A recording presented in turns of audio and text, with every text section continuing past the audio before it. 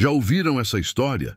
Comentem aqui embaixo se já conhecem esse caso que vou contar hoje, porque às vezes a justiça demora tanto para chegar que você começa a achar que ela nunca vai aparecer. Mas a verdade é que algumas mulheres são tão determinadas, tão implacáveis na busca pela verdade, que nem mesmo a aposentadoria forçada, nem mesmo a humilhação pública, nem mesmo a destruição da própria carreira consegue fazê-las desistir. E foi exatamente isso que aconteceu com a delegada Marta Cristina Vargas, de 58 anos, que decidiu reabrir o caso que arruinou sua vida 20 anos atrás. Era uma manhã de segunda-feira, 15 de março de 2025, quando Marta estacionou o Civic Prata em frente ao prédio da Polícia Civil de Brasília. Ela não pisava naquele lugar havia 5 anos, desde que foi aposentada compulsoriamente em meio ao maior escândalo da história da corporação no Distrito Federal. Mas naquele dia, ela estava de volta. Não como delegada. Esse título lhe havia sido brutalmente arrancado, mas como cidadã comum, portando uma pasta preta cheia de documentos que poderiam mudar tudo. As mãos tremiam ligeiramente quando ela apertou o botão do elevador. 20 anos. 20 anos carregando o peso de uma acusação que sabia ser injusta. 20 anos sendo apontada nas ruas como a delegada corrupta, a mulher que vendeu a justiça por dinheiro. 20 anos dormindo e acordando com a certeza de que havia sido usada como bode expiatório numa conspiração muito maior do que qualquer um imaginava. Marta Cristina sempre foi diferente das outras mulheres da sua geração. Nascida em 1967, numa família de classe média baixa em Taguatinga, ela cresceu vendo o pai, um porteiro de hospital, voltar para casa todos os dias com histórias sobre injustiças que presenciava no trabalho. Filha, um dia você vai ser alguém importante na vida e vai poder ajudar pessoas como nós. Ele costumava dizer enquanto ajudava ela com o dever de casa na mesa da cozinha. E Marta levou essas palavras a sério. Estudou como poucos, trabalhou como operadora de telemarketing durante o dia e cursou direito à noite na Universidade Católica. Dormia 4 horas por noite, sobrevivia de café preto e sanduíche de mortadela, mas nunca perdeu o foco. Em 1992, aos 25 anos, prestou concurso para a Polícia Civil e passou em 3º lugar geral. Era a única mulher entre os 10 primeiros colocados. Começou como escrivã, depois investigadora, até que em 1998 foi promovida a delegada titular da 15ª Delegacia de Polícia, especializada em crimes contra o patrimônio.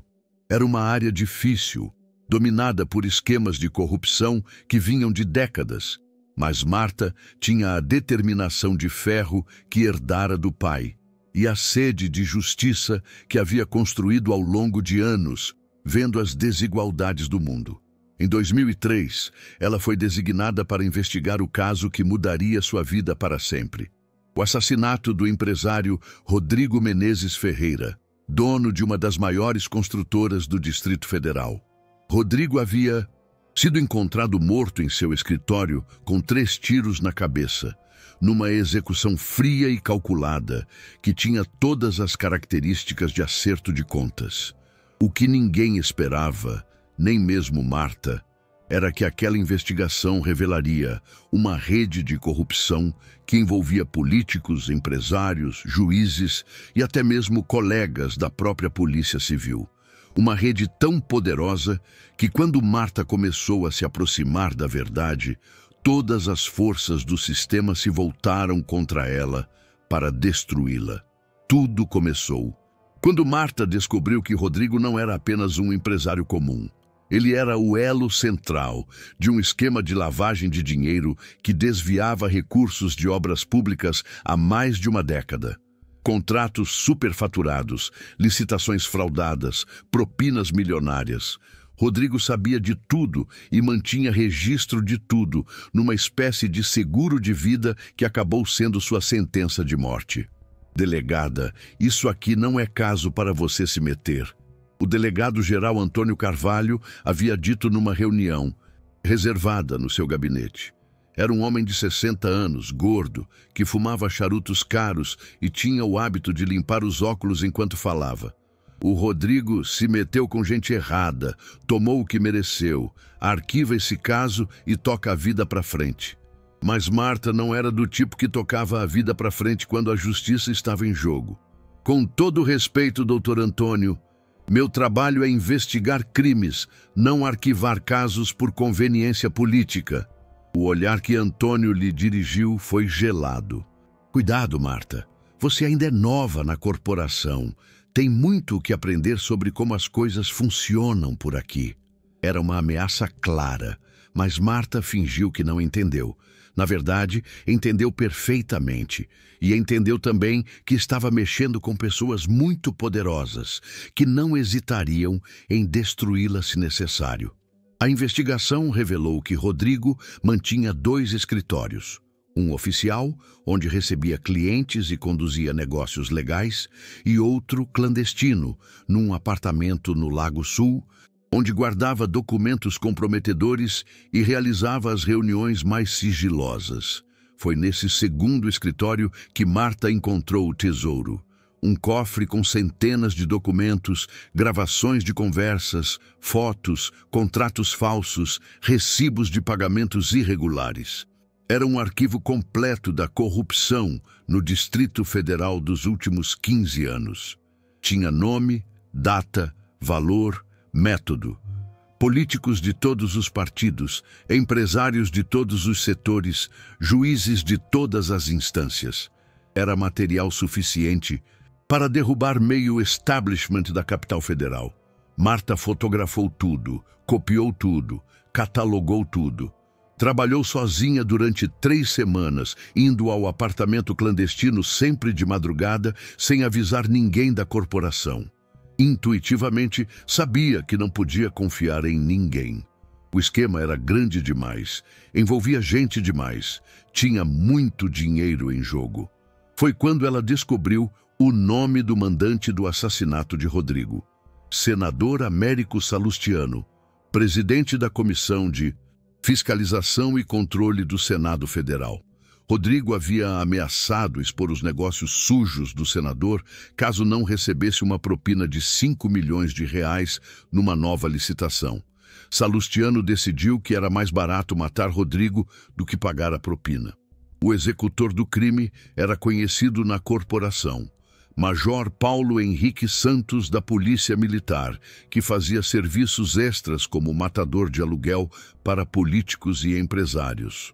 Um homem frio, calculista, que já havia eliminado pelo menos 10 pessoas nos últimos 5 anos sem que ninguém conseguisse provar. Marta tinha tudo. As gravações de Rodrigo negociando com Salustiano, os comprovantes de transferência do dinheiro para Paulo Henrique, até mesmo fotos do major entrando e saindo do prédio onde Rodrigo foi morto. Era um caso fechado, uma investigação perfeita. Mas quando ela levou o material para o delegado-geral Antônio Carvalho, esperando que ele autorizasse as prisões, a reação foi bem diferente do que esperava.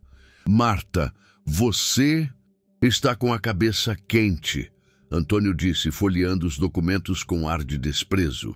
Esse material todo pode ser falso, plantado, fabricado. Você não tem provas consistentes. Como assim não tenho provas? Doutor Antônio, aqui tem gravação do senador confessando o crime. Gravação pode ser editada, manipulada. E você obteve esse material invadindo propriedade privada sem mandado judicial. Nada disso pode ser usado como prova. Marta percebeu que estava sendo enganada. Doutor, o apartamento era de propriedade da vítima.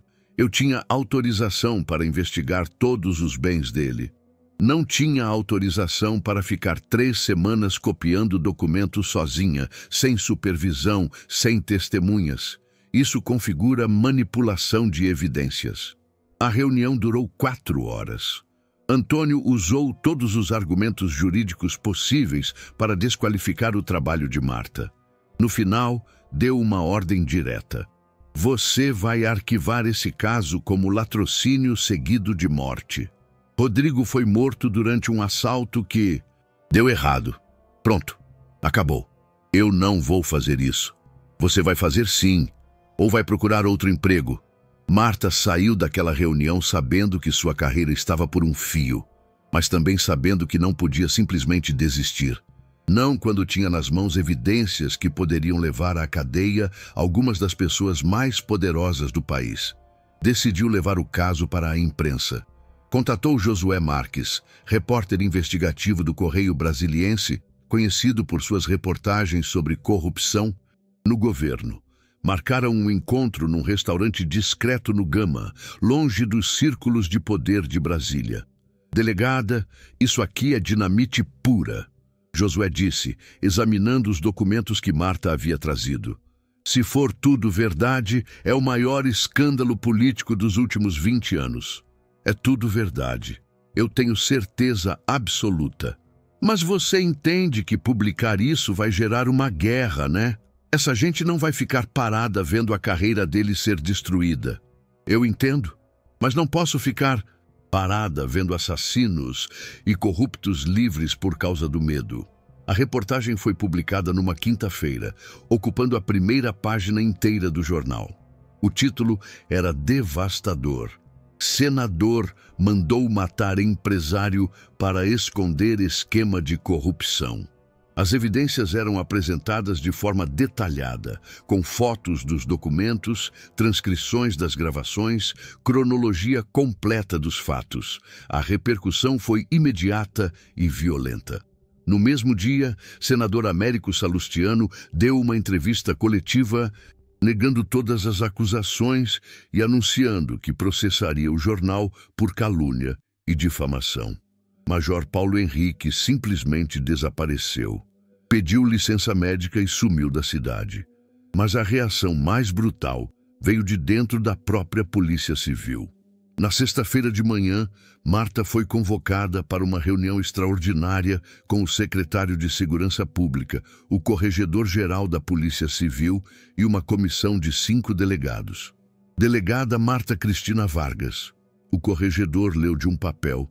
Oficial, você está sendo acusada de violação de sigilo funcional, manipulação de evidências, invasão de propriedade privada e difamação contra autoridades públicas. Está suspensa de suas funções a partir deste momento e responderá a processo administrativo disciplinar. Foi como receber um soco no estômago. Em menos de 24 horas, Marta passou de heroína da imprensa a ré num processo que poderia custar sua carreira e até sua liberdade. O que ela não sabia era que aquilo era apenas o começo. No dias seguintes, surgiram testemunhas, afirmando que ela havia forjado documentos, especialistas, questionando a autenticidade das gravações, fontes anônimas, sugerindo que ela havia sido comprada por inimigos políticos do senador Salustiano. Uma campanha de difamação sistemática foi montada contra ela. Jornalistas que antes a elogiavam começaram a questionar seus métodos. Colegas da corporação, que antes a respeitavam, passaram a evitá-la nos corredores. Até mesmo amigos pessoais começaram a se afastar com medo de serem associados ao escândalo. O processo administrativo foi uma farsa. As evidências contra Marta eram frágeis, baseadas principalmente em depoimentos de pessoas que claramente haviam sido orientadas sobre o que falar. Mas a comissão julgadora já havia decidido o resultado antes mesmo de ouvir as defesas. Em dezembro de 2005, Marta foi condenada à demissão a bem do serviço público.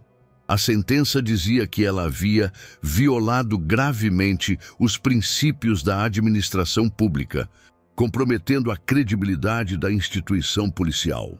Era uma condenação política disfarçada de decisão técnica.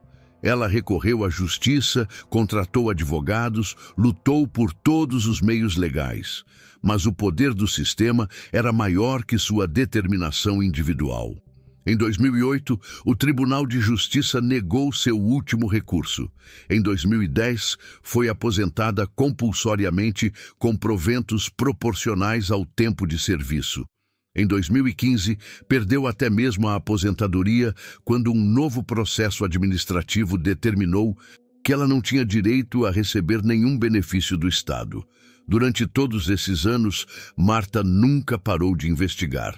Transformou o quarto de sua pequena casa em Taguatinga, num escritório improvisado, com arquivos, computadores, quadros cheios de fotos e anotações conectadas por fios coloridos.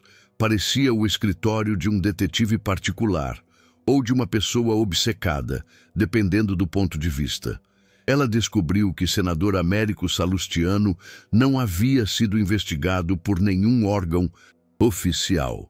Continuava exercendo seu mandato normalmente, presidindo comissões, aprovando leis, recebendo salários e benefícios milionários pagos com dinheiro público.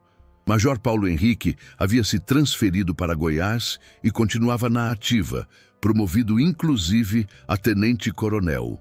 Mais doloroso ainda, delegado-geral Antônio Carvalho havia se aposentado tranquilamente em 2012 e agora trabalhava como consultor de segurança para as mesmas empresas que estavam envolvidas no esquema de corrupção que Marta havia desvendado.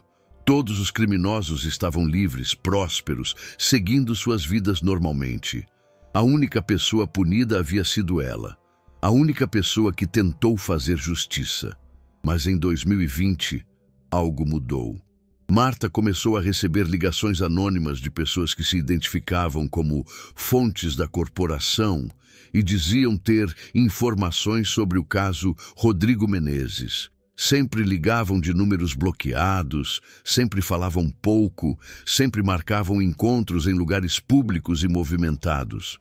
A primeira fonte foi um homem de cerca de 50 anos, que se apresentou como alguém que estava na corporação quando tudo aconteceu. Eles se encontraram numa praça de alimentação do Shopping Brasília. Ele sentado numa mesa de canto, ela fingindo tomar café numa mesa próxima. "Delegada Marta", ele disse em voz baixa, sem olhar diretamente para ela. "Você foi enquadrada numa jogada política. O senador Salustiano não agiu sozinho.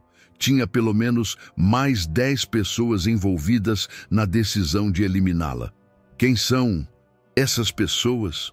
Políticos, empresários, até juízes, formaram uma espécie de consórcio para destruir você antes que sua investigação os atingisse. Pagaram testemunhas, compraram perícias, influenciaram decisões judiciais. Você tem provas disso? Ainda não, mas sei onde encontrar." Esse foi o primeiro de muitos encontros que Marta teve nos anos seguintes. Aos poucos, foi juntando informações, nomes, datas, valores. Descobriu que havia uma organização criminosa muito mais sofisticada do que imaginara, operando há décadas nos bastidores do poder em Brasília. E descobriu também que não era a única vítima. Outros policiais, promotores, auditores e jornalistas haviam sido perseguidos, demitidos, presos ou até mesmo mortos por se aproximarem demais da verdade sobre a corrupção sistêmica na capital federal.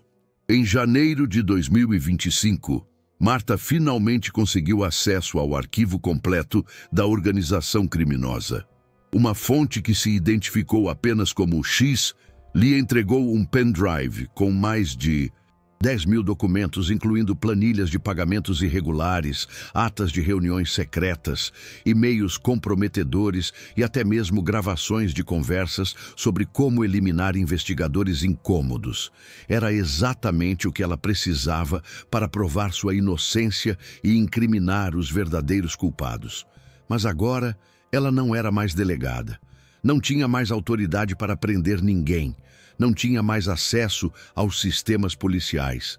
Não tinha mais o poder institucional necessário para transformar evidências em condenações. Foi quando tomou a decisão mais corajosa de sua vida. Iria reabrir pessoalmente o caso que arruinou sua carreira. Iria apresentar todas as evidências às autoridades competentes e forçar uma nova investigação, mesmo sabendo que isso poderia colocar sua própria vida em risco. E foi assim que, naquela manhã de março de 2025, Marta Cristina Vargas estacionou o Civic prata em frente ao prédio da Polícia Civil e subiu ao 10º andar para se encontrar com a nova geração de investigadores. Uma mulher de 58 anos, cabelos grisalhos, rugas de quem sorriu pouco nos últimos 20 anos, mas com o mesmo fogo nos olhos que sempre a caracterizou. Ela não sabia se seria ouvida, se seria levada a sério, se seria mais uma vez humilhada e desprezada pelo sistema, mas sabia que não podia morrer carregando o peso daquela injustiça. Não podia deixar que os assassinos e corruptos continuassem livres enquanto ela carregava a culpa por crimes que não cometeu. A delegada aposentada estava prestes a reabrir o caso que arruinou sua carreira. E desta vez ela não estava sozinha. A porta do elevador se abriu no 10º andar da Polícia Civil e Marta Cristina se encontrou face a face com um mundo que ela conhecia perfeitamente, mas que ao mesmo tempo parecia completamente estranho. Os corredores tinham a mesma cor bege desbotada de sempre. O cheiro de café misturado com papel velho continuava impregnado no ar, mas as pessoas eram outras. Uma nova geração de policiais que provavelmente nem sabia quem ela era, ou pior, que talvez a conhecesse apenas como aquela delegada corrupta que foi demitida há 20 anos. Marta caminhou devagar pelo corredor, observando os rostos jovens, as fardas impecáveis, a energia de quem ainda acreditava que poderia mudar o mundo através da aplicação da lei. Ela já havia sido assim uma vez. Já havia acreditado que a verdade sempre venceria, que a justiça sempre prevaleceria, que as instituições funcionavam como deveriam funcionar. 20 anos de humilhação e injustiça haviam lhe ensinado que o mundo era muito mais complexo e cruel do que imaginara. Chegou à sala da delegada-geral Patrícia Mendonça, uma mulher de 45 anos que havia assumido o cargo 2 anos antes. Marta havia pesquisado sobre ela, formada em Direito pela UNB, especialista em crimes financeiros, reputação limpa, sem ligações conhecidas com esquemas de corrupção. Era exatamente o perfil de pessoa que Marta precisava encontrar. Alguém ainda não corrompido pelo sistema, alguém que ainda tinha coragem de fazer o que era certo. Delegada Patrícia, sou Marta Cristina Vargas. Marquei uma reunião para hoje. Patrícia levantou os olhos dos papéis que analisava e observou Marta por alguns segundos. Era uma mulher alta, cabelos pretos cortados num estilo profissional, óculos de grau discretos, expressão séria, mas não hostil. Marta podia ver que ela estava tentando situar o nome, conectar a pessoa à frente dela com alguma informação que tivesse arquivada na memória. Assim, Marta Cristina Vargas, Patrícia disse, e algo no tom de voz indicou que ela havia se lembrado de quem estava recebendo. A senhora trabalhou aqui há alguns anos, não foi? Era uma forma diplomática de dizer que conhecia a história. Marta apreciou a delicadeza. Trabalhei sim. Durante 13 anos, fui delegada titular da 10ª DP até 2005. Por favor, sente-se. Patrícia indicou uma cadeira de couro marrom à frente da mesa. O que posso fazer pela senhora? Marta abriu a pasta preta e colocou sobre a mesa um pequeno gravador digital. Delegada Patrícia, vim aqui para fornecer informações sobre um caso que nunca foi adequadamente investigado. Um caso que envolve assassinato, corrupção e uma conspiração que se estende até os mais altos escalões do poder em Brasília. Patrícia se reclinou na cadeira, claramente interessada. Que caso é esse? O assassinato do empresário Rodrigo Menezes Ferreira, ocorrido em 15 de abril de 2003. Eu era a delegada responsável pela investigação na época. Descobri evidências conclusivas de que ele foi morto a mando do senador Américo Salustiano, Mas quando tentei apresentar essas evidências, fui perseguida, difamada e eventualmente demitida para encobrir a verdade. Patrícia franziu a testa. Senhora Marta, entendo que a senhora tenha questões pessoais com relação ao seu afastamento da corporação, mas não posso reabrir casos arquivados com base apenas em alegações. Não são apenas alegações. Marta interrompeu, colocando sobre a mesa o pendrive que havia recebido da fonte misteriosa. Eu tenho evidências, documentos, gravações, planilhas financeiras, correspondências eletrônicas, material suficiente para derrubar não apenas o senador Salustiano, mas uma rede inteira de corrupção que opera há décadas nesta cidade. Patrícia observou o pendrive com ceticismo. E como a senhora obteve esse material? Através de fontes que prefiro não identificar no momento. Pessoas que estavam na corporação na época dos fatos e que guardaram documentos comprometedores por todos esses anos. Senhora Marta, a senhora entende que material obtido por meios irregulares não pode ser usado como prova em processos criminais, certo? Marta sorriu pela primeira vez desde que chegara ao prédio. Delegada Patrícia, eu fui delegada durante 13 anos.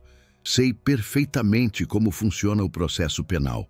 Não estou pedindo para a senhora usar esse material como prova em juízo. Estou pedindo para a senhora usar esse material como ponto de partida para uma investigação oficial que poderá obter, através de métodos legais, as mesmas evidências que estou apresentando. Patrícia pegou o pendrive e o examinou. Era um dispositivo comum, preto, sem marcas distintivas. Que tipo de informação tem aqui? Atas de reuniões secretas realizadas entre 2003 e 2005 para decidir como me neutralizar antes que eu chegasse à verdade sobre o assassinato de Rodrigo. Planilhas de pagamentos feitos a testemunhas falsas que depuseram contra mim no meu processo administrativo disciplinar. Gravações de conversas entre o delegado-geral Antônio Carvalho e o senador Salustiano sobre como forjar evidências para me incriminar. Correspondências eletrônicas entre promotores e juízes, combinando sentenças para garantir minha condenação. Patrícia ficou em silêncio por um longo momento, processando as informações. Se isso for verdade, estamos falando de uma conspiração que envolve múltiplas instituições. Exatamente. Polícia Civil, Ministério Público, Tribunal de Justiça, Senado Federal. Uma rede de proteção mútua, onde cada um encobre os crimes dos outros em troca de favores políticos e vantagens financeiras. A senhora entende a gravidade do que está alegando? Se essas acusações forem falsas, a senhora pode responder criminalmente por calúnia e difamação contra autoridades públicas. Marta se inclinou para frente, o olhar firme e determinado. Delegada Patrícia, há 20 anos eu pago o preço de ter tentado fazer justiça nesta cidade. Perdi minha carreira, minha reputação, minha aposentadoria, minha dignidade. Não tenho mais nada a perder. E não tenho mais tempo a perder também. Tenho 58 anos e provavelmente não vou viver outros 20 anos. Quero usar o tempo que me resta para limpar meu nome e colocar os verdadeiros criminosos onde eles merecem estar, na cadeia. Patrícia conectou o pendrive ao computador e começou a navegar pelos arquivos. Havia centenas de documentos organizados por data e por tema. As primeiras pastas tinham nomes como reuniões consórcio, pagamentos testemunhas, correspondência judicial, evidências forjadas. Meu Deus! Patrícia murmurou enquanto abria um arquivo de áudio. Era uma gravação de uma conversa entre duas vozes masculinas, uma das quais ela reconheceu como sendo do ex-delegado-geral Antônio Carvalho. A Marta está chegando muito perto da verdade, dizia a voz de Antônio. Se ela descobrir a ligação entre o Rodrigo e as contas no exterior, vamos todos para a cadeia. Então, resolve logo essa situação, respondia a outra voz. Faz o que for necessário para parar ela. Inventa qualquer coisa, forja qualquer evidência, compra qualquer testemunha, mas para ela antes que seja tarde demais. Patrícia parou a gravação e olhou para Marta. Quando isso foi gravado? Em 8 de novembro de 2005. 3 semanas antes da minha condenação no processo administrativo disciplinar. A segunda voz é do senador Américo Salustiano. Patrícia abriu outros arquivos. Havia documentos bancários mostrando transferências de dinheiro para pessoas que posteriormente testemunharam contra Marta. Havia e-mails entre promotores e juízes discutindo como construir um caso aparentemente sólido contra ela. Havia até mesmo fotos de reuniões secretas realizadas em casas particulares e hotéis discretos. Delegada Patrícia, Marta disse, vendo que ela estava impressionada com o material. Eu não sou uma pessoa amargurada que quer vingança. Eu sou uma policial que descobriu um crime e foi destruída por tentar fazer seu trabalho. Tudo o que quero é que a verdade seja conhecida e que os criminosos sejam punidos. Patrícia fechou os arquivos e se recostou na cadeira. Senhora Marta, esse material é explosivo. Se for autêntico, estamos falando do maior escândalo da história da Polícia Civil do Distrito Federal. E não é apenas da Polícia Civil. Tem gente do Ministério Público, do Judiciário, do Senado, de grandes empresas. É um sistema inteiro de corrupção que funciona há décadas. Como a senhora conseguiu essas informações? Ao longo dos últimos 5 anos, pessoas que estavam envolvidas na conspiração começaram a me procurar. Algumas por remorso, outras por medo, outras porque descobriram que também eram alvo de perseguição. Policiais que foram obrigados a mentir, promotores que foram pressionados a apresentar acusações falsas, juízes que foram chantageados para proferir sentenças injustas. Patrícia se levantou e caminhou até a janela. Lá fora, Brasília seguia sua rotina normal. Carros passavam pelas ruas, pessoas caminhavam pelas calçadas. A vida continuava como se nada de extraordinário estivesse acontecendo naquela sala. Mas ambas sabiam que o que estava sendo discutido ali poderia mudar completamente o cenário político da capital federal. Senhora Marta, eu preciso deixar uma coisa bem clara. Se eu aceitar investigar essas alegações, não haverá volta. Vamos mexer com gente muito poderosa, gente que já demonstrou estar disposta a destruir carreiras e vidas para proteger seus interesses. Eu sei disso melhor que ninguém. E a senhora entende que eu não posso prometer resultados? Mesmo com todas essas evidências, pode ser que não consigamos provar tudo em juízo. Pode ser que algumas pessoas escapem da punição por questões técnicas, prescrição, falta de jurisdição. Eu entendo, mas pelo menos vamos tentar. Pelo menos vamos dar uma chance para a justiça funcionar como deveria funcionar. Patrícia voltou para sua cadeira. Existe uma questão prática, importante. Uma investigação dessa magnitude vai exigir recursos humanos e materiais que eu não tenho disponível.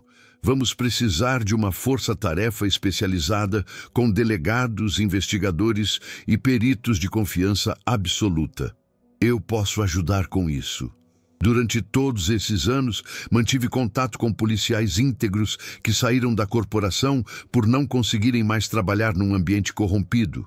Pessoas competentes, experientes, que estariam dispostas a voltar para ajudar numa investigação como essa. E como vamos explicar oficialmente o início dessa investigação? Não posso simplesmente dizer que estou reabrindo um caso arquivado com base em informações fornecidas por uma ex-delegada que foi demitida. Marta sorriu novamente. Delegada Patrícia, eu não sou apenas uma ex-delegada demitida. Eu sou uma cidadã brasileira que está denunciando crimes graves contra a administração pública. A senhora tem não apenas o direito, mas o dever de investigar essas denúncias. Patrícia pensou, por alguns minutos, analisando as implicações de sua decisão. Está bem, Vou autorizar o início de uma investigação preliminar. Mas vamos fazer isso de forma muito cautelosa, muito reservada. Se essa rede de corrupção for mesmo tão poderosa quanto a senhora alega, eles vão tentar neutralizar a investigação assim que souberem dela. Obrigada, Marta disse. E pela primeira vez em 20 anos, sentiu uma faísca de esperança acender no peito. A senhora não vai se arrepender dessa decisão. Espero que não. Mas quero deixar uma coisa bem clara. Esta investigação vai ser conduzida de acordo com todos os procedimentos legais. Nada de aventuras, nada de métodos irregulares, nada de justiça pelas próprias mãos. Se descobrirmos que a senhora omitiu informações importantes ou nos forneceu material falso, a investigação será imediatamente encerrada e a senhora responderá criminalmente. Eu entendo e concordo. Patrícia pegou um bloco de papel e começou a fazer anotações. Vamos precisar de uma equipe pequena, mas muito competente. 3 delegados, 6 investigadores, 2 peritos em informática, 2 analistas financeiros. Todos com ficha limpa e histórico de trabalhos em casos complexos. Eu posso sugerir alguns nomes. Pode, mas a decisão final vai ser minha. E outra coisa, a senhora não vai participar oficialmente da investigação. Vai ser apenas uma fonte de informações, uma consultora informal. Isso é para protegê-la e para proteger a investigação. Mas eu quero estar presente quando os mandados de prisão forem cumpridos. Quero olhar nos olhos de Américo Salustiano quando ele for preso. Senhora Marta, delegada Patrícia, há 20 anos eu carrego o peso de ser chamada de corrupta, de traíra, de criminosa. Quero estar lá quando ficar provado que eu sempre fui inocente e que os verdadeiros criminosos eram aqueles que me acusaram. Patrícia suspirou. Vamos ver como as coisas se desenrolam. Por enquanto, preciso que a senhora me dê uma declaração formal sobre tudo o que sabe. Com detalhes, datas, nomes, circunstâncias, vai ser um depoimento longo. Estou preparada. Tenho 20 anos de detalhes para contar. Elas passaram as 4 horas seguintes gravando o depoimento de Marta. Era uma narrativa impressionante, cheia de personagens poderosos, esquemas sofisticados, traições e vinganças. Patrícia fez centenas de perguntas, checou datas, pediu esclarecimentos, confrontou versões. No final, estava convencida de que Marta estava dizendo a verdade. Senhora... Marta, uma última pergunta. Por que a senhora esperou tanto tempo para vir aqui? Por que não trouxe essas informações antes? Marta ficou em silêncio por um momento, escolhendo as palavras. Durante muitos anos, eu achei que ninguém iria me ouvir. Que eu estava marcada, queimada, desacreditada e também tinha medo. Medo do que poderiam fazer comigo se eu voltasse a mexer com essa gente. E o que mudou? 2 coisas. Primeiro, percebi que estou ficando velha e não posso levar essa injustiça indo para o túmulo. Segundo, descobri que não sou a única vítima. Nos últimos anos, outras pessoas foram perseguidas, demitidas e até mortas por investigarem a mesma rede de corrupção. Eu não posso ficar calada enquanto outros passam pelo que eu passei. Patrícia desligou o gravador. Muito bem, vou começar a montar a equipe de investigação ainda hoje. Deve levar uma semana para ter tudo organizado. Enquanto isso, quero que a senhora fique em casa. Evite comentar sobre nossa conversa com qualquer pessoa e só saia para atividades essenciais. A senhora acha que eu corro perigo? Se essas pessoas foram capazes de destruir sua carreira há 20 anos, podem ser capazes de coisas piores agora que sabem que a senhora tem evidências contra eles. Marta assentiu. Delegada Patrícia, posso fazer mais uma pergunta? Pode. Por que a senhora decidiu me ouvir? Por que não me expulsou daqui como aconteceu tantas vezes nos últimos 20 anos? Patrícia sorriu pela primeira vez durante toda a conversa. Porque quando eu estava na faculdade de Direito, escrevi minha monografia sobre mulheres na polícia que foram perseguidas por fazer seu trabalho. Seu caso foi um dos que eu estudei. Sempre achei que havia algo errado naquela história. Marta sentiu os olhos marejarem. Obrigada. A senhora não imagina o que significa isso para mim. Depois que Marta saiu, Patrícia ficou sozinha em seu gabinete por 1 hora, revisando mentalmente tudo o que havia ouvido. Sabia que estava prestes a embarcar na investigação mais perigosa de sua carreira. Sabia que ia mexer com pessoas que tinham poder para destruí-la da mesma forma que destruíram Marta 20 anos antes. Mas também sabia que essa era a razão pela qual havia escolhido ser policial. Para fazer justiça, para proteger os inocentes, para punir os culpados, independentemente de quão poderosos fossem. Pegou o telefone e começou a fazer as primeiras ligações. A caçada estava oficialmente autorizada. 3 dias depois, Patrícia havia montado uma equipe de elite composta por 12 pessoas escolhidas a dedo. Delegados que nunca haviam sido tocados por escândalos de corrupção. Investigadores com histórico de trabalhos em casos complexos e sensíveis. Peritos em informática capazes de analisar centenas de milhares de documentos eletrônicos. Analistas financeiros especializados em rastrear movimentações de dinheiro em esquemas de lavagem. A operação recebeu o codinome Operação Verdade. O nome havia sido sugestão de um dos investigadores, mas Patrícia achou apropriado. Afinal, era exatamente isso que estavam buscando. A verdade sobre uma injustiça que durava 20 anos. O primeiro passo foi autenticar as evidências fornecidas por Marta. Os peritos em informática confirmaram que as gravações não haviam sido editadas ou manipuladas.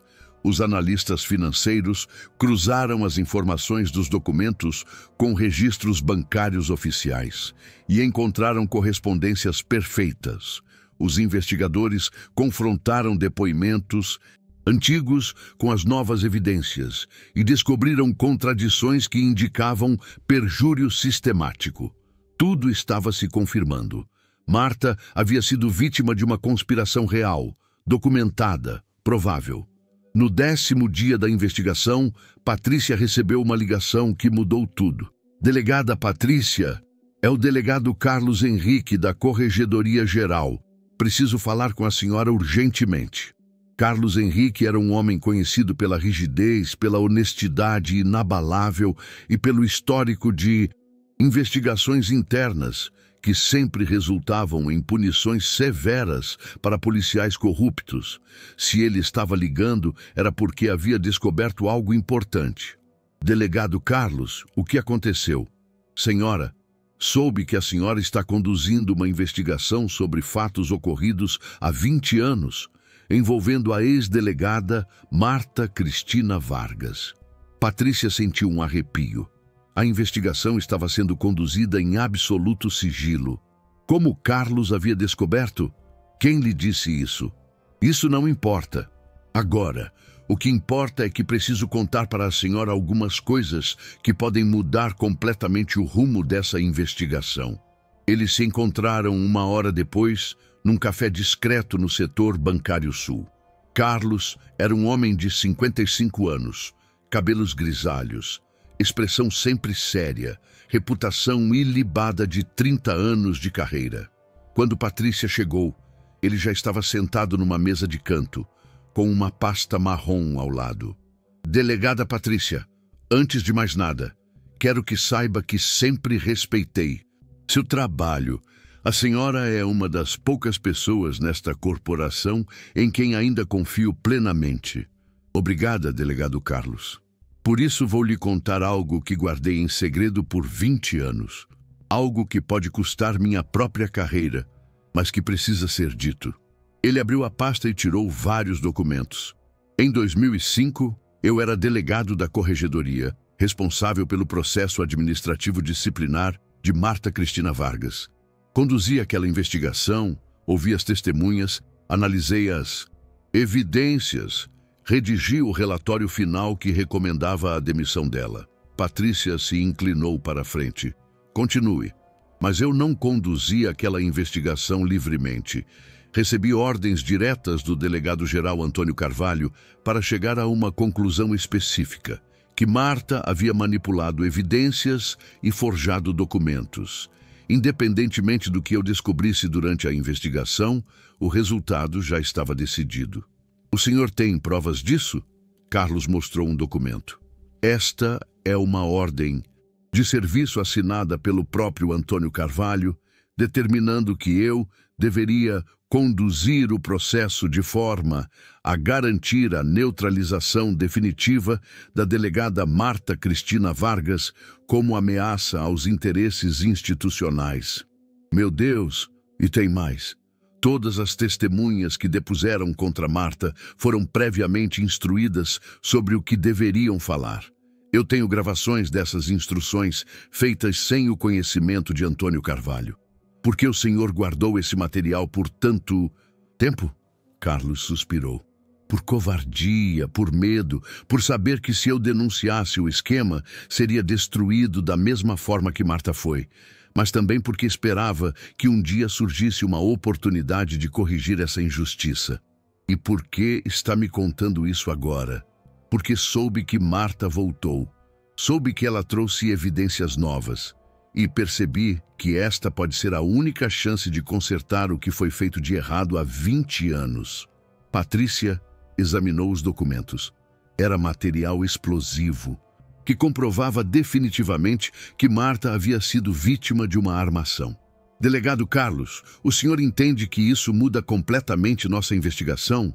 Entendo, e quero participar dela, oficialmente. Quero ajudar a colocar os verdadeiros criminosos na cadeia. Mesmo sabendo que isso pode custar sua carreira? Carlos sorriu tristemente. Delegada Patrícia, que carreira! Passei os últimos 20 anos sendo obrigado a encobrir crimes, a arquivar casos por pressão política, a punir policiais honestos para proteger policiais corruptos. Isso não é uma carreira, é uma penitência. Patrícia estendeu a mão. Bem-vindo à Operação Verdade, delegado Carlos. Com Carlos na equipe, a investigação ganhou uma dimensão completamente nova.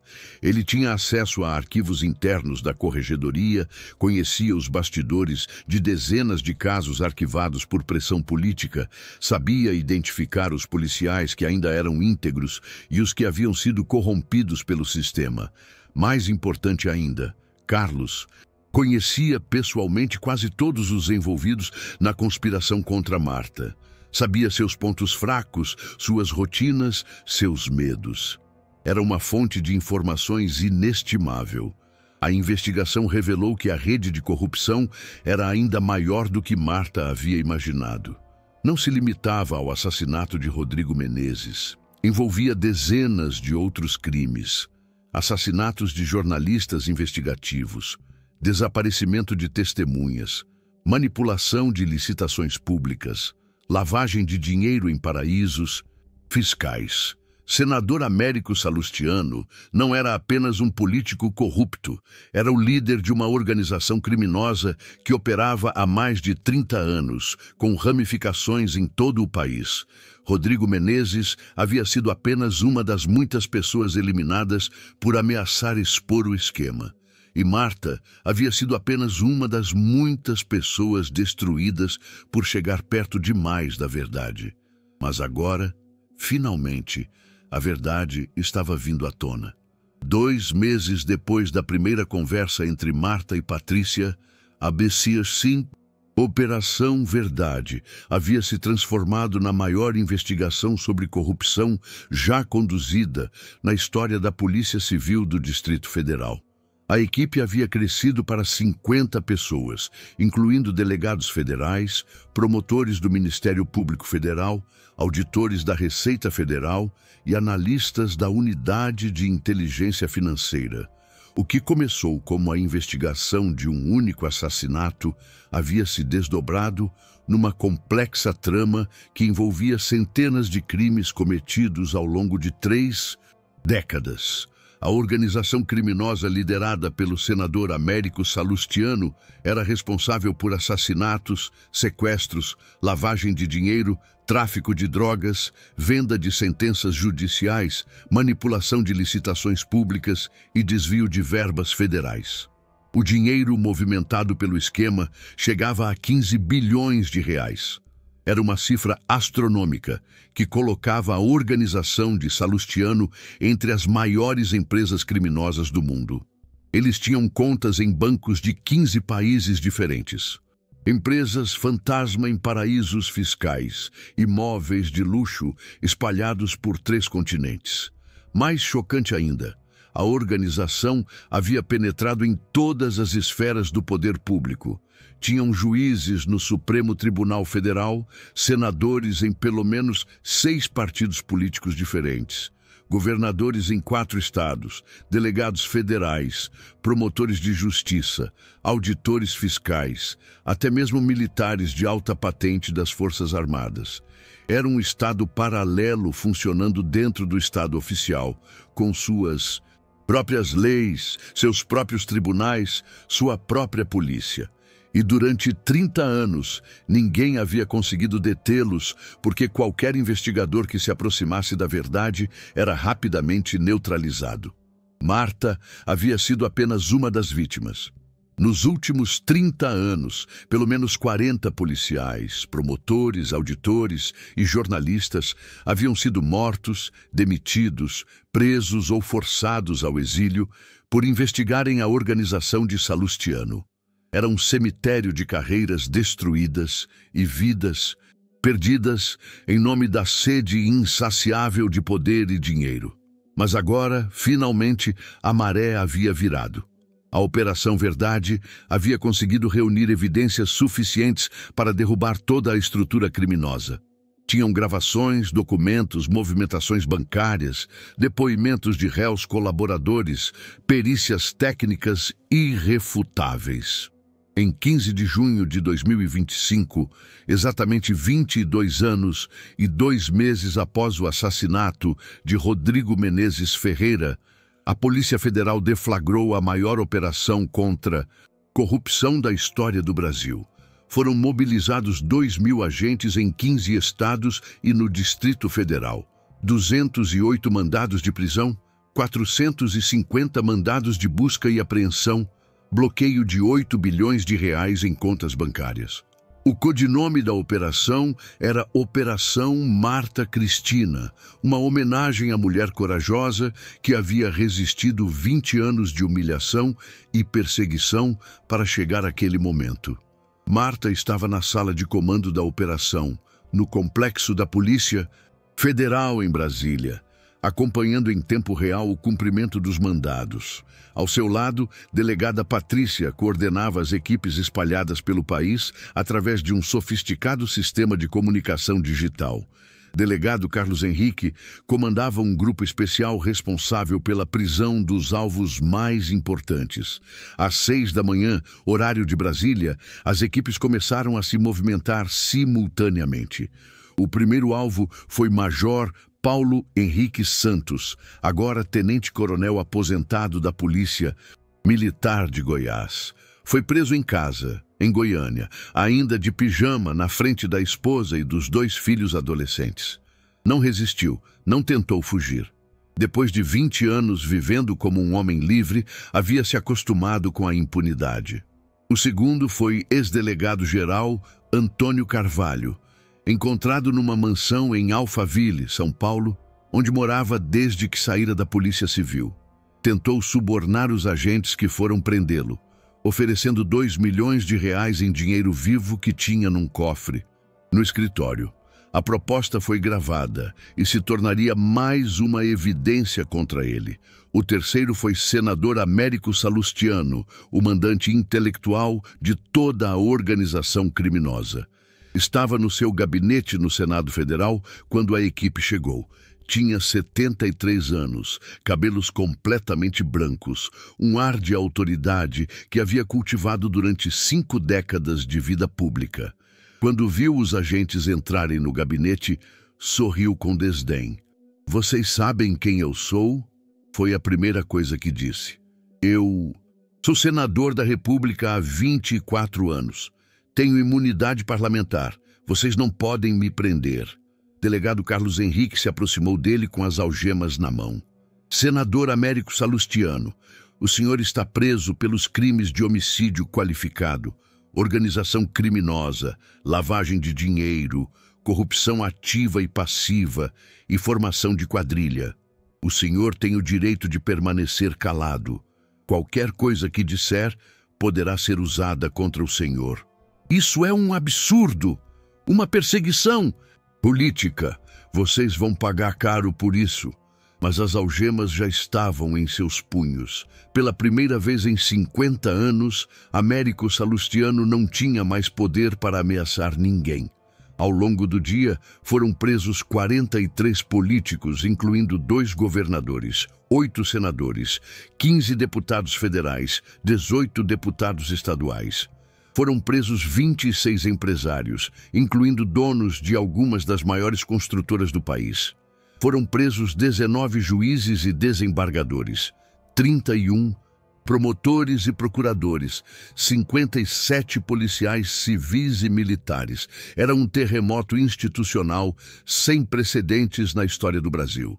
Pessoas que durante décadas se acharam intocáveis, acima da lei, superiores às instituições, estavam agora algemadas, fotografadas, fichadas como criminosos comuns. Mas o momento mais emocionante para Marta veio às 3 da tarde, quando as equipes começaram a retornar ao complexo da Polícia Federal, trazendo os presos. Ela estava no portão de entrada, quando a van que transportava Américo Salustiano chegou. O senador desceu do veículo com dificuldade, as mãos algemadas atrás das costas, a roupa amarrotada, o cabelo despenteado. Quando viu Marta parada ali, reconheceu-a imediatamente. Seus olhos se arregalaram de surpresa e raiva. "Você!" ele gritou, tentando se soltar das mãos dos agentes que o escoltavam. "Sua vagabunda, sua criminosa! Foi você que armou tudo isso, não foi?" Marta se aproximou devagar, o olhar firme e sereno. "Senador." "Salustiano, meu nome é Marta Cristina Vargas. Fui delegada da Polícia Civil por 13 anos, até que o senhor e seus comparsas destruíram minha carreira para encobrir seus crimes. Mas a verdade sempre vem à tona, não é mesmo? Você não é nada. Nunca foi nada. Uma delegada de merda que se meteu onde não devia. O senhor tem razão numa coisa." Marta disse, sorrindo pela primeira vez com verdadeira felicidade em 20 anos. "Eu realmente me meti onde não devia. Me meti na investigação de um assassinato que deveria ter sido arquivado. Me meti na busca por justiça, numa cidade onde a corrupção era a regra. Me meti na defesa da verdade, num sistema construído sobre mentiras." Salustiano tentou dizer algo mais, mas os agentes o arrastaram para dentro do prédio. Marta ficou parada ali por alguns minutos, vendo o homem que havia destruído sua vida ser levado para uma cela comum como qualquer criminoso. Patrícia se aproximou dela. "E aí, Marta, como se sente?" "Aliviada." Marta respondeu.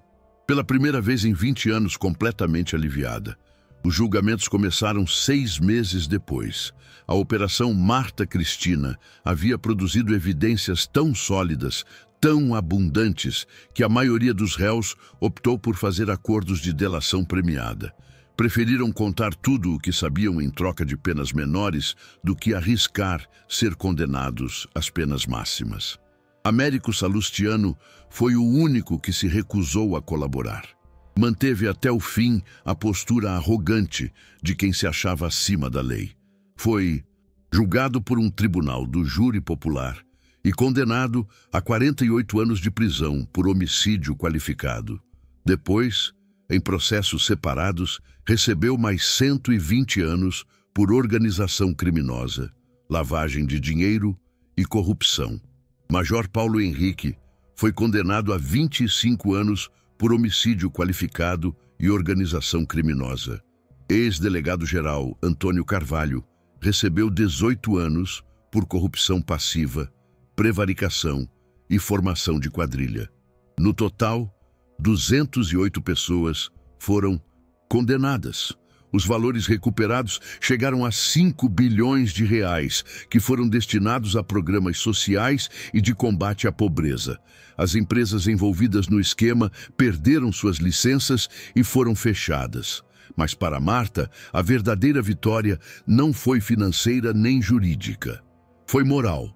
Em 15 de março de 2026, ela foi convidada para uma sessão solene no Senado Federal, onde recebeu uma homenagem oficial do Congresso Nacional. A mesma Casa Legislativa onde Américo Salustiano havia exercido o poder durante 24 anos agora, reconhecia publicamente que Marta havia sido vítima de uma injustiça histórica. O presidente do Senado leu uma moção de desagravo em nome de toda a casa. O Senado Federal reconhece que a ex-delegada Marta Cristina Vargas foi vítima de perseguição política e injustiça institucional, quando tentou cumprir seu dever de investigar crimes graves cometidos por autoridades públicas. Pedimos desculpas em nome do Estado brasileiro e reconhecemos sua coragem, determinação e integridade moral. Além disso, o governo federal aprovou uma lei especial que reintegrou Marta à Polícia Civil com todos os direitos retroativos, concedeu-lhe uma aposentadoria especial com proventos integrais e criou uma indenização de 2 milhões de reais pelos danos morais sofridos durante 20 anos de injustiça. Mas o reconhecimento que mais emocionou Marta veio da nova geração de policiais. Dezenas de jovens delegadas procuraram ela para dizer que sua história havia sido inspiração para ingressarem na carreira policial, que queriam ser como ela, mulheres íntegras, corajosas, dispostas a lutar pela justiça, mesmo quando o sistema inteiro se voltasse contra elas. Uma dessas jovens delegadas, Carla Mendonça, de 26 anos, disse algo que ficou marcado para sempre na memória de Marta. Doutora Marta, a senhora nos ensinou que ser policial não é apenas usar uma farda ou carregar uma arma. É ter a coragem de fazer o que é certo mesmo quando todos dizem que você está errada. É resistir à pressão, à corrupção, à injustiça. É nunca desistir de buscar a verdade. Em dezembro de 2026, Marta publicou um livro contando sua história. A Delegada que Nunca Desistiu. Uma história de coragem, injustiça e redenção. O livro se tornou um fenômeno editorial, vendendo mais de 1 milhão de exemplares em 6 meses. Toda a renda foi doada para programas de proteção a mulheres vítimas de violência doméstica. O livro foi adaptado para o cinema 2 anos depois. O filme, estrelado por uma das maiores atrizes brasileiras, foi o maior sucesso de bilheteria do ano e ganhou 5 prêmios no Festival de Cinema de Gramado, incluindo Melhor Filme e Melhor Atriz.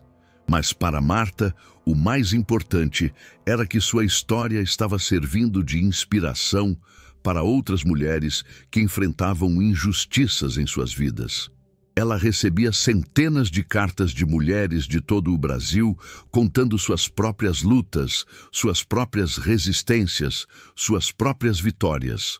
Uma dessas cartas, de uma jovem promotora de justiça do interior de Minas Gerais, dizia: Doutora Marta, quando eu penso em desistir, quando a corrupção parece ser mais forte que a honestidade, quando todos me dizem que é melhor seguir o fluxo e não incomodar os poderosos, eu me lembro da sua história e encontro forças para continuar lutando.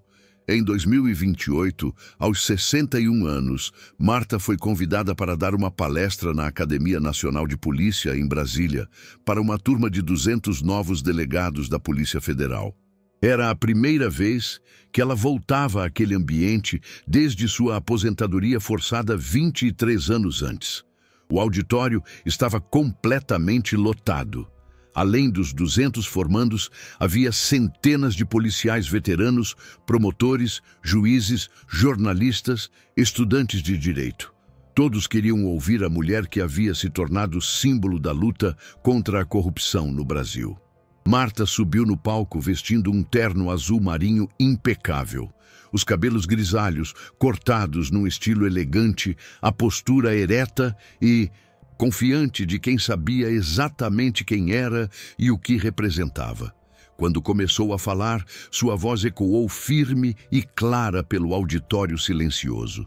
Caros futuros delegados da Polícia Federal, meu nome é Marta Cristina Vargas. Há 25 anos, eu era uma jovem delegada da Polícia Civil, cheia de sonhos e ideais, convencida de que a justiça sempre venceria e que as instituições sempre funcionariam como deveriam funcionar. Ela fez uma pausa, olhando para os rostos jovens na plateia. Podia ver neles a mesma determinação, a mesma sede de justiça que ela havia sentido décadas atrás. Vocês vão descobrir, como eu descobri, que o mundo real é muito mais complexo e cruel do que aprendemos nos livros de direito. Vão descobrir que há pessoas muito poderosas que consideram as leis apenas obstáculos a serem contornados. Vão descobrir que a corrupção não é uma exceção no sistema. Às vezes, ela é o próprio sistema. Alguns rostos na plateia mostraram preocupação. Marta sorriu.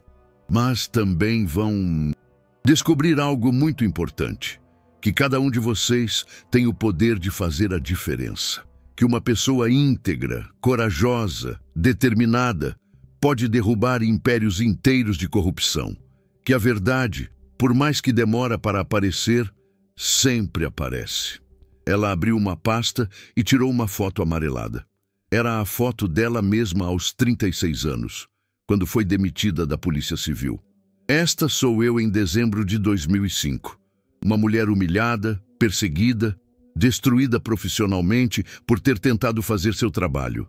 Durante 20 anos, carreguei o peso de ser chamada de corrupta, de traidora, de criminosa. Muitas vezes pensei em desistir, em me mudar para outro país, em esquecer que um dia havia sido policial.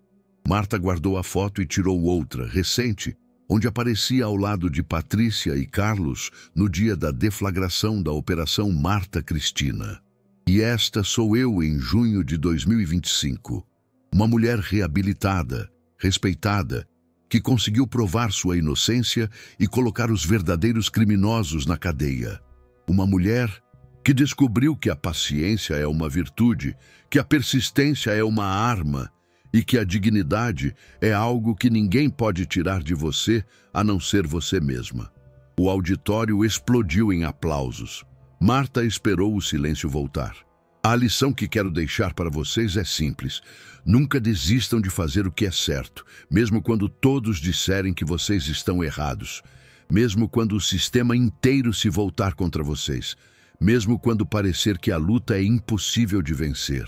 Ela caminhou até a borda do palco, mais próxima da plateia. Porque vocês não estão lutando apenas por suas carreiras individuais. Vocês estão lutando pelo tipo de país que queremos ter, pelo tipo de sociedade que queremos deixar para nossos filhos, pelo direito de cada cidadão brasileiro viver numa nação onde a lei vale para todos, onde a justiça não é privilégio de ricos e poderosos, onde a corrupção não é aceita como algo normal. Os aplausos recomeçaram, mais intensos ainda. Marta levantou a mão pedindo silêncio. E lembrem-se sempre, vocês não estão sozinhos nessa luta. Existe uma rede invisível de pessoas honestas trabalhando em todas as instituições deste país. Policiais íntegros, promotores corajosos, juízes independentes, jornalistas investigativos, auditores fiscais incorruptíveis. Quando vocês agem com integridade, fortalecem essa rede. Quando vocês cedem à corrupção, enfraquecem ela. Marta voltou ao centro do palco para as palavras finais. Termino com uma reflexão. Durante 20 anos, eu achei que havia perdido tudo ao ser demitida da polícia. Achei que minha carreira havia acabado, que minha vida havia sido destruída. Só muito tempo depois, entendi que, na verdade, eu havia ganhado algo muito mais valioso. A certeza de ter feito o que era certo. a paz de espírito de quem pode se olhar no espelho todos os dias sem sentir vergonha. Ela fez a última pausa, o olhar percorrendo todo o auditório. Façam suas escolhas pensando na pessoa que querem ser daqui a 20, 30 anos. Não na pessoa que querem parecer ser amanhã. Porque no final das contas, o que realmente importa não é o que os outros pensam de vocês. É o que vocês pensam de vocês mesmos. O auditório se levantou numa ovação que durou 5 minutos. Marta desceu do palco com lágrimas nos olhos, mas eram lágrimas de felicidade, lágrimas de uma mulher que havia transformado sua maior derrota na maior vitória de sua vida. Depois da palestra, dezenas de jovens delegados se aproximaram para conversar com ela. Queriam conselhos, queriam orientação, queriam saber como manter a integridade num mundo corrupto. Marta conversou com cada um, pacientemente, carinhosamente, como uma mãe orientando filhos. Uma jovem delegada, de cerca de 28 anos, fez uma pergunta que resumia o que todos queriam saber. Doutora Marta, como a senhora conseguiu resistir 20 anos de humilhação sem se tornar amarga, sem perder a fé na justiça? Marta sorriu. Querida, eu não resisti porque sou especial ou porque tenho algum superpoder. Eu resisti porque descobri que a vingança mais doce contra quem tenta te destruir é construir uma vida plena e feliz. Eles queriam que eu desaparecesse, que me tornasse irrelevante. Eu decidi me tornar inesquecível. Era essa a verdade sobre Marta Cristina Vargas. Uma mulher comum que se tornou extraordinária, não apesar das adversidades, mas por causa delas. Uma mulher que descobriu que às vezes você precisa perder tudo para descobrir quem realmente é. Uma mulher que provou que a justiça pode demorar, mas sempre chega para quem tem coragem de esperá-la e sabedoria para conquistá-la. Hoje, aos 61 anos, Marta vive numa casa confortável em Brasília, cercada de livros, fotos de família e prêmios pelos serviços prestados à justiça brasileira. Todas as manhãs, ainda acorda cedo, toma seu café preto e lê os jornais para acompanhar as investigações de corrupção que pipocam pelo país.